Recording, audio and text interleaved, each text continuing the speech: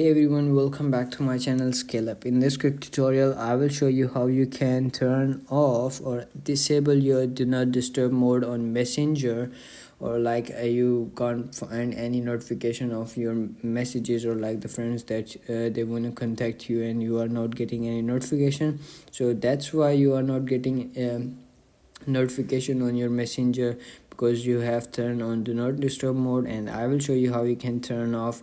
And when you are comes in your chat box or log into your account, you will firstly come on your Messenger chat box, and there you will see over here at the bottom right corner menu. Click on that, and then you will go to settings, and then you will see over here this page, and you have to simply scroll up and you will see over here notification and sound. Click on that, and then you will see on the top do not disturb mode.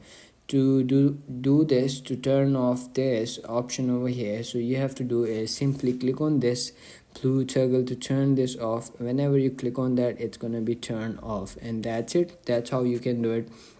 If you found this video helpful, don't forget to like my video, subscribe my channel Scale Up, and also drop me a comment for more tips and tricks videos. Thanks for watching. See you in the next video. Have a nice day. Bye bye.